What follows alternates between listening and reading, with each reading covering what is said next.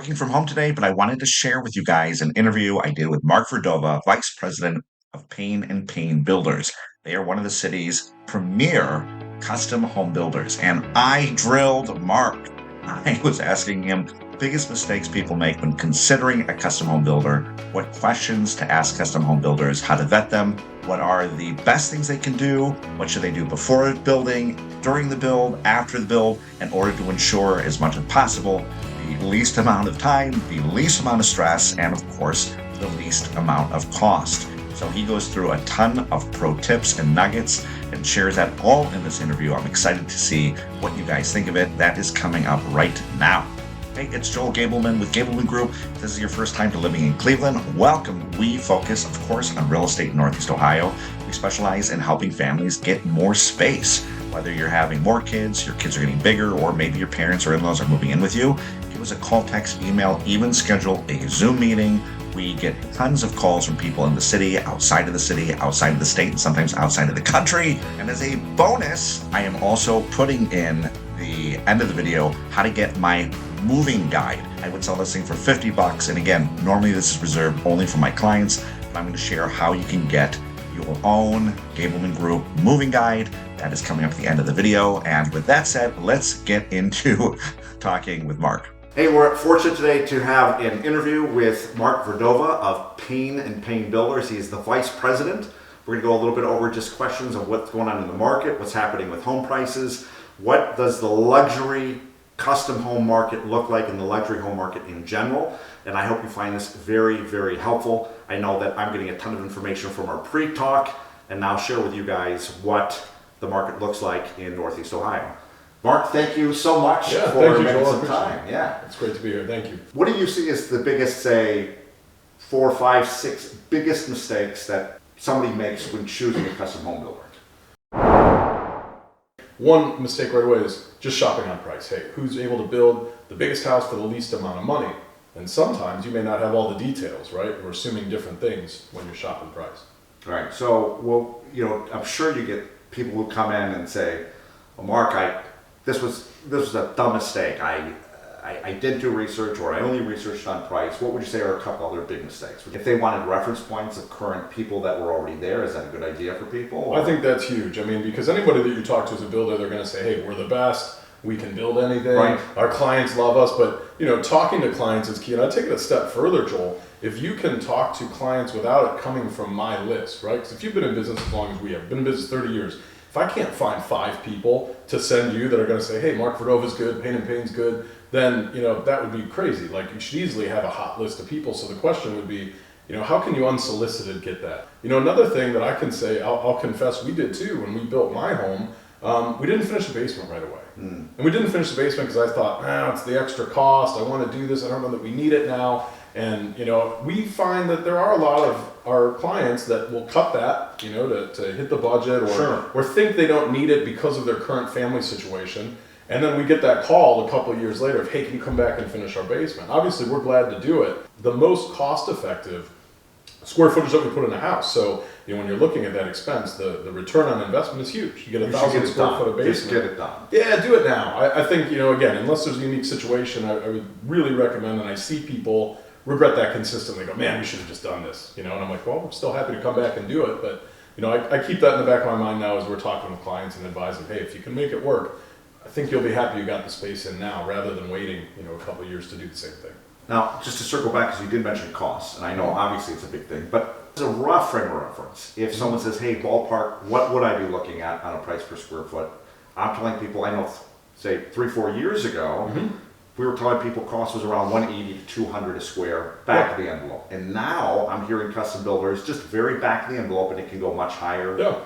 I'm telling people around $270 to maybe up to $300 a square. Is that in line? Yeah, I think it depends on the scope. So what you're setting, I think, are good expectations. It can be less than that. Okay. The challenge in that question is that, if a ranch versus a first floor master bedroom versus your conventional 2-story home where it's the square footage is equally distributed. Okay. Those are all different costs per square foot, because when you're doing a 3,000 square foot ranch, I'm digging a 3,000 square foot foundation, right? Bigger foundation, more roof, than you more are. expensive. A ranch is more expensive per square foot. It would, a higher investment, because if we're doing a 3,000 square foot colonial, like what my family lives in, I've only got a 1,500 square foot foundation. So I'm digging a smaller hole, I have less foundation, I have less roof because I'm tucking space underneath that roof that covers the first floor. So those things can vary. The other key things, Joel, like when you're working with a client, you're talking to a builder like us, is to say, okay, when we talk about the dollar per square foot, what's included? Because each site is different. So where we sit right now in Canyon Ridge, we're 35 feet off the road, city sewer, city water. If you build in this same, 2 miles that way and find a 3-acre lot with a 200-foot long driveway and septic and well, even building 2 homes, same builder, same municipality, can be wildly different in cost. Because things like permits, architecture, interior design, so different builders will have that included. Like we have all that stuff as part of our price. Other builders may separate that and say, hey, this is just to build a house. Your driveway is separate. That's not my dollar per foot. Your designer, your architect, those things are separate. We're not paying for permits or clearing. So you can wildly have those numbers move. I think what you said would set up your clients for a really nice high-end custom home. And I think it could be done for less. I would tease that range down to maybe 230, 240 a foot. Okay. If you've got the right situation. Okay. And then, certainly could raise up into that 275, 300. And we've built homes that are, even quite a bit more than that. I would think so. What are things that consumers should do before, during, and after the move to make the process easier for them? Obviously, we talked about research. We talked about looking more on price. And it's funny because it seems common sense, but a lot gets lost in price. I have a lot of clients that are looking, I'll just name, the Pulte, the Ryans, and so on, and it's just a different product. But I do see that they say, hey, price is starting at $399. Yeah. And my clients get in there and they say, hey, I looked. And I said, yeah, what did you find? And they said, $399 is like a car with no auto, stick shift drive, no power windows, no power steering, nothing. Yeah. For mica countertops. But to get something like the model, it's $600, $700. And you bring up a very good point of looking beyond just price. What are some things, though, that people should do? You covered before the move, but during the build and after the build, what are some tips that we give to buyers during the process? Yeah, so during the process, like for us, we have some required site meetings, right? Okay. So you, as our client, if we're building you a home, we're going to have to do an electrical meeting. So you're going to see everything, before the drywall and stuff goes up, kind of reviewing the mechanicals, the locations. We camera all this stuff so people know where everything is in the walls. The city, every municipality we build in will automatically do some inspections. And then as the builder, though, I want to educate our clients as we go through the process. So we want to get out before we do the electrical so you can see everything and we can plan, that TV, how high do you want that hung? Do we want to plug here? We drew it there on the paper. But now that you're in the space, you say, oh gosh, I'm going to want to put some piece of furniture there. I'd rather it be up higher, down lower, make those adjustments. I think one thing too on the prep side, so the pre-construction side that we didn't touch on, I think getting as many of your thoughts organized as you can up front. So people use Pinterest, they use House. We'll have people bring us, pictures they find in a magazine. I think the more that you can visually communicate is important, because the two of us, we're both in the business. If someone said rustic, I'm looking for a rustic house. The thought bubble over my head could be different than yours. So if you just say, hey, I want this rustic picture, it may not be rustic to me, but I go, I know what Joel wants. It's in here. I got it. The other thing is just consistent communication through the process. And make sure as a client that you're updated. So every week, if the Gablemans are building a home with us, you're going to know what the price of your house is. So, hey, you added these few things, Joel, it's now this. What we're doing next in the schedule, what we need from you, and an update on timing. Hey, good news, we're out in front. Your house is going to be done a week sooner than what we thought. So I think if you don't have a system in place with your builder, you're working with a builder, maybe a smaller builder doesn't have that same stuff, I would say, hey, proactively make sure you're connecting once a week. What happened this week? Because not everyone can get out to the site every week. So I would force that communication during construction of, hey, what did we get accomplished? What's coming next? And most importantly, what do you need from me? Because I don't, as a customer, want to get that phone call, hey, Mark, we need your lighting selections tomorrow, or I'm going to push your closing date back. Right. That's, as a client, I don't want that. Tell me that a month ahead of time, and I'll get it done. Tell me the night before, and it's like, oh man, now I'm stressing. Or, I might not be able to get it done, and then you got a delay that could have been avoided with some proactive communication. That's huge. Yep. But what would you say are the biggest surprises that buyers have that you can kind of give them a heads up, say this could happen, don't freak out, this is not unusual, but we try to avoid it? Yeah, I think, you touched on some of them. what we do, at least at Payne Payne, is once we sign a contract, the price is fixed. So the only way it's going to move is if you change something. I think if you can get that agreement with your builder, that takes away some of the mystery. If you can get a fixed cost and just leave it to the changes you make, then it'll be a little bit more predictable. So I think, trying to avoid that is key. Getting a fixed price commitment. I think the documentation of things, we, again, have a very long specification sheet. It's probably the most boring meeting for our clients. It's hours as we walk them through it, but it's a way to protect both of us, right? So I can say, hey, Joel, we agreed to this. I have a document that says this is what's included. And conversely, you could look at me and go, Mark, we agreed on this and you provided this. And it's like, oh gosh, you're right. Made a mistake. All right, we need to change it. So I think that documentation of what's included, how do I know I'm getting what I think I'm getting? How do I know I'm going to pay what I thought we agreed to pay is key. If you work with an experienced agent like yourself or a builder that knows, things like that can help you avoid those problems or at least go into it, with your eyes wide open. The follow-up question I had is, what are some of the biggest regrets that buyers have? For example, I should have, like my wife, we just had our flooring done in our kitchen. Yeah.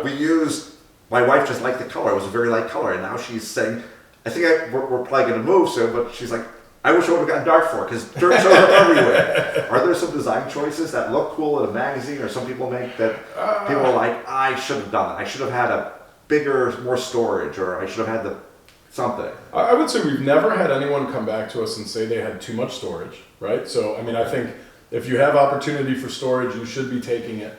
I've never had anyone come back and go, oh, I'm disappointed we did the bigger garage. So again, I think, those spaces can quickly fill up. You're not digging more foundation. Anywhere that you're adding space is at a discount. So over a garage, a great extra space to add.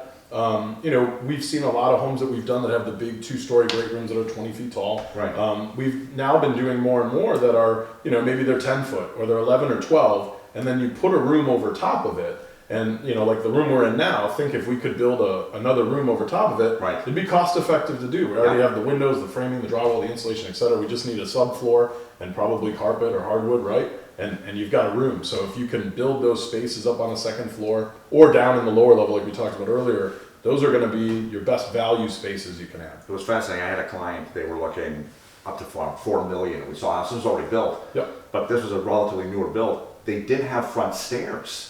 They literally took the stairs and had them in the back for space preservation. Yeah.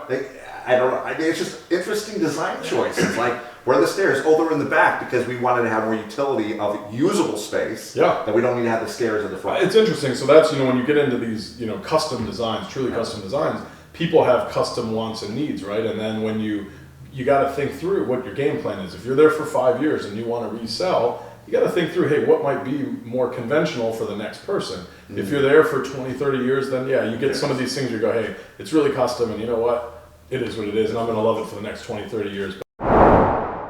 Mark's got a phenomenal past. Present, for Payne Payne, how many homes do you guys are building a year? Yeah, over the last few years, we've done anywhere from 40 to 45 homes. So we've been right around that sweet spot, which it kind of uniquely positions us as, we're a small family-owned business, but we are doing more custom homes than any of the other custom home building companies in the area. And so that allows us to have some more layers to our business where you don't have one owner that's doing everything from sales to project management to design, sweeping out a garage, answering the phone, doing the books. We've got those layers.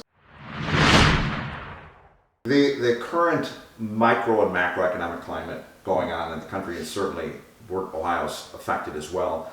It's all over. We have crazy interest rates, not even talking about political pros or cons, Republican or Democrat. The reality is, whatever party you subscribe to, we're in a weird time. Rates are all over the place. Yeah. Inventory is historically low.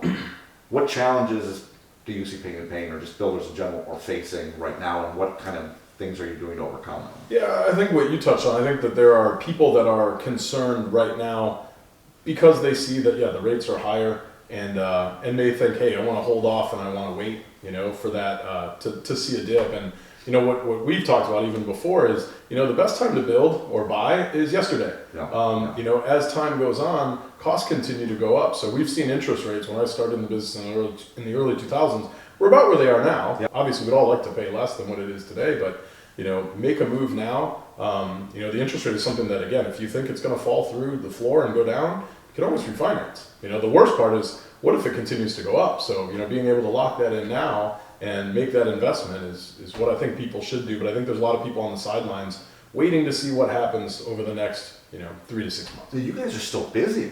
No, you're right. I mean, we've been blessed. We are, in position to have the best year in the history of our company here in 2023. That's phenomenal. Based on everything that's already, in progress, things that have started or getting ready to start. And a lot of our business comes from referrals. So, if people are out there selling for us, Of course. that helps. And I think that there's still a sentiment of people saying, hey, I want what I want, and I've got a Payne in this house. I need a first floor master, or I need more bedroom space, or I need a bigger lot, and they're gonna still make that move and decide to build. So we've been fortunate, I guess. Knock on wood, everything is good right now. Well, in 2023 and looking at 2024 also, what would you say are things that you're most excited about, and what are the things that might be keeping you up at night? Yeah. That you're most stressed about? Yeah, that's a good question. I mean, I'm most excited that we're doing a lot of cool homes. And I guess that's kind of a generic thing to say, but we've got a lot of stuff in the pipeline and some really unique design stuff that we're going to build all over town that I know is going to be something that excites us and that's going to give us some good exposure. Can people see? I'm curious. I'm sure you guys are curious. Is there a website to see some of these super cool homes that you guys are doing? Or Yeah, places they can we're go? actually redoing our website, so it's going to be better perhaps when people are clicking on That's this. good. But yeah, www.payne-payne.com. And I'll put the link in the description also. And then we've got stuff up on social media. We're on Facebook, we're on Instagram, so those are some other You areas. have to be these days. And we're working, yeah, it's crazy. So many people that come in, they'll say, hey, I saw this on your Facebook page, I saw this on your Instagram page. So those are things that, again, we're excited about the projects we have coming. What am I concerned about? I would say, we don't see a ton of land development taking place. So I don't have a bunch of subdivisions like where we're sitting in Canyon Lakes or where we're building in Barrington or Moreland Commons, Walden, some of these other communities. Those already exist. Those were developed many years ago, or started a couple of years ago, I guess, in Moreland Commons standpoint. But we're doing a lot of scattered site building where someone owns, a piece of land or breaks off a piece of land of something that they own already. Even taking down existing homes in the Heights or Beechwood. Sure. We're just seeing less subdivisions coming. So that's a concern. I'd like to see more subdivisions because I know that some of our clients really want a subdivision and don't want to live on 3 acres or don't want to tear down a house. They want a brand new blank canvas neighborhood. So Now, land is very tight. I have clients looking for lots and they want to be in Beechwood, Hudson, Solon, Orange area. Yeah. There's hardly anything Right. out there. If you want a quarter-acre lot in one of these small little developments, it's challenging for land that I yeah, see. so that's probably what, if you said keeping you up at night, it's like, I just hope we can, put together some of these community deals and that some more things come up and then that way we've got groundwork in front of us for years to come. Where does Payne Payne want to be over the next 3 to 5 years? Yeah, I mean, I feel like we're where we want to be right now. So the thought is, hey, can we continue to just tweak and get better at what we do? I think we're a really good size. We don't have dreams of becoming a 200 unit a year builder. I think that would lose what's made us successful so far. So if we can continue to do 40 to 45 custom homes all over Northeast Ohio, keep the team we have and just continue to get better and better. I think that's really what we'd love to do and just stay in that prominent place here in Cleveland as a custom home builder. That's beautiful. So, general questions. You knew this was coming. What does Payne Payne do better than any other custom home builder? Yeah. Well, obviously I'm biased, right? I love Payne Payne guy. I love your vertical integration that you have in-house architects, in-house. Yeah, and you were talking about that earlier, and I think I didn't answer your question, but we can work with outside architects and outside designers, and that segues into one tip for people. If you are going to bring an outside architect, an architect that doesn't work with our company, that can be great. Just get everybody together early on. Get that round table approach. Have your architect, your designer, your builder at the table planning. That's why, Joel, we brought on an architect, an interior designer and stuff, because we wanted to have everyone at the table working together early on. Communication is critical. Yeah, you can have a disconnect, right? If you go off, you design this beautiful plan with an architect, you love it, it's great, he or she's done everything that you want. Then you bring it to me and I go, it's not going to be done in that budget. And you go, oh man, I wish these two guys were talking, right? Or these two parties were talking. So that's been a big part of what we did. We've got our architect, I would say, our design team, specifically our architect, is what makes us really unique. Mike Cato has been a prominent architect in Cleveland for 30 years. Designs every different style, he hand sketches, he just connects really well with clients. He's really what I believe makes us really unique. I think the other thing is, again, based on our size that we talked about earlier, you don't have just the owner of the company having to wear 6, 7 hats. So we have specialists, people that are really good at what we're asking them to do, people that are good at drawing, people that are good at estimating, people that are good at sales and communicating. We have our own warranty department. So it's like really that whole way through the process, you've got someone, that's their only job. I think that makes us a little bit different, than some of the other companies that just aren't quite as big. The last one before we get into the Fast 7 is this is, I think. By the way, I'm really anticipating this. You're laughing already. I'm nervous. Well, that's a good question because one of the when I was in corporate America, I would always ask the question, which was a great one that my employers, I got a lot of jobs with this question. I would say, what can I do to make your life easier? But the question that I wrote down is, what can a client do to make your life easier, to make the process smoother? Yeah, there's definitely things. I think, what we're looking for in a client is someone that, is going to communicate proactively, transparently. So I think that if you're able to do that homework like we talked about up front, bring the things of what you want and communicate, be indecisive. That's probably one of the things that I've seen kind of change 100%. Over the years. I think we're in this Instagram world of, shorter attention span, a lot of information at our fingertips. So we see clients that can make themselves indecisive by meeting with our designer, picking everything, and going, well, my sister said she saw this, or I saw this on Instagram, or I bumped into Joel and he said you should really consider a darker floor because and suddenly you've got people that can be indecisive, and then that adds stress, it adds time. Right. So I think the ideal client to us is respectful, is open and transparent, and is decisive. And if you can do those 3 things, you're going to have a great process. We're going to love working for you and with you, and it'll be an easier experience. If you don't communicate, you hide things, kind of, keep things behind your back to say, well, I don't want to share this. You just may have more time. I've had people we've worked with that say, hey, our budget's this. We design, we hit the budget, and they go, well, I figured you guys are going to be over, so now we want to add more stuff. And you go, man, if you had just been open and honest with me up front, we could have been there.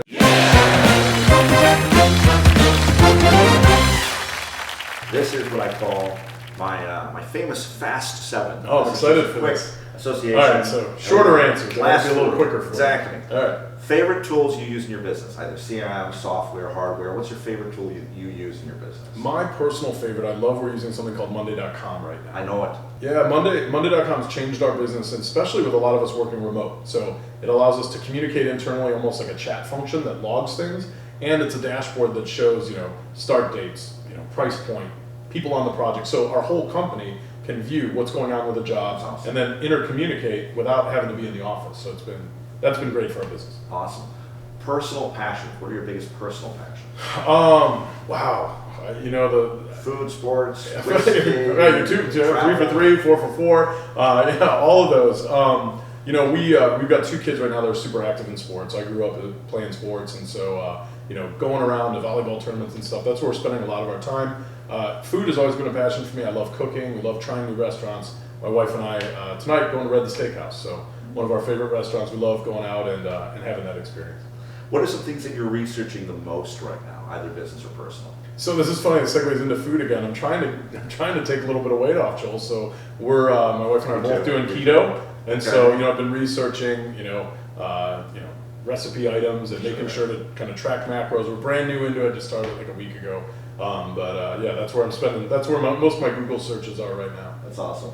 What books, podcasts, blogs, YouTube channels have made the biggest impact on you, or that you're reading or following? Again, that has made the biggest impact on you. Yeah, probably the first professional book I read when I came out of college, Stephen Covey, 7 Habits of Highly Effective People. That has stuck with me and been incredibly helpful, and I'd recommend it to anyone who hasn't read it, especially young people. Those habits, are things that I still think of regularly every day. Very I like Simon Sinek stuff too. Very, very cool. If you could go back in time when you started in real estate, what would you tell your past self to do differently? Oh, wow. Yeah, I think, probably the top thing is I've met so many people over the last 20 years, and just realizing that, it's not networking, it's social capital. You meet all these great people that can bring different things into your life, and just keeping connected. There's people I've lost track with that, you go, oh, all right, I'm on to the next job, but staying in contact with people and putting yourself out there and staying connected.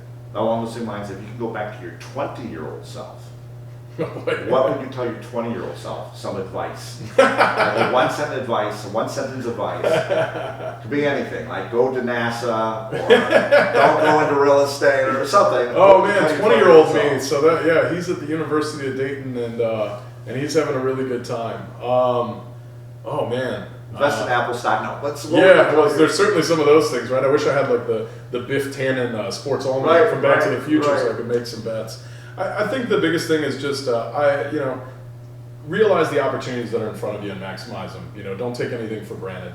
And I think that would, whether it's in your school, those classes, and then your first opportunity is professional. That's probably what I would want myself to know there. And maybe one other more profound thing is just keep your commitments. Like that's the number one thing that I believe will make you a success. If you do what you say you're going to do, whether that's in building or whatever you choose to do, I think that is a mantra that I would want young people to think and know and realize how important that is. Yeah, I tell people I've got reputational risk, and that's huge. Yeah. Wherever you go, you cannot escape a reputation. That's it.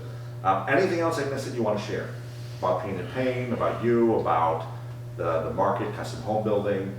Yeah, I mean, I think one thing, obviously for yourself as an agent, I would say to people that, working with an agent when you're building is a good idea. You have a trusted advisor, a third party who can help make sure that you're asking the right questions, that's looking out for your best interests. So, if you are working with Joel or another agent and you're going around meeting builders, that's going to set you up for success. So I think, the real estate industry and builders working together is incredibly important. And from our perspective, I guess, the last thing with Payne & Payne is just that, we build all over Northeast Ohio. So, we're based in Geauga County. I think that's something that people may not realize is, we're building an hour or more in every direction, and doing every style. And that's what I'm excited about. When you said what's coming up, it's like I know that we've got homes in different areas from, Gates Mills in Hunting Valley to out in Lakewood, down in Bath. I mean, we've got just cool projects that are going to be popping up all over the city, and so that's what we're really excited about. Very cool. Mark, thank you so much for your time. Thank you, It was Joel. This great. is a treat. I All appreciate it. all of Mark's contact information is going to be in the descriptions if you need to get a hold of him, if you have specific questions. To recap, Payne & Payne is a top builder. You do about 45 homes a year. You're building within an hour of Geauga County. Average price point could be on the low end, $230 to $250 a square foot, but it could certainly go much, much higher. Yep. Good communication. Unique things at Payne & Payne is you have vertical integration, you've got interior designers, you have architects, you have weekly updates. Yep. You recommend going through the whole process. You look at everything holistically. Challenges of the market is just land, and you love Monday.com for interior processing. I do. You're trying to lose weight like me. Yeah, You got who two isn't, great right? kids, big into sports, and it's been a great. I gotta tell you, so you really were listening that whole time. That's impressive. I mean, I feel like you nailed it. You got everything. I love it. I tried. Thank you very much. Thanks again. Appreciate it. So what do you guys think of the video? Tons of gold nuggets. I had a lot of fun. Thank you again, Mark. Let me know, were there questions that you had during the video? Shoot me a call, text. Let me know. You can certainly reach out to Mark as well. Or are there things you agreed with, disagreed with? Put it in the comments. Let me know what you think. I would love to hear what you guys had as far as thoughts around whether you agree or disagree with what he said. Are there other people you would like to see me interview? Let me know in the comments as well. In the meantime, the information to get the moving guide is in the description. I hope you get a ton of use out of it. I know it saved my clients a ton of time and effort and energy. And again, it's my gift for you. And I will see you guys in the next video.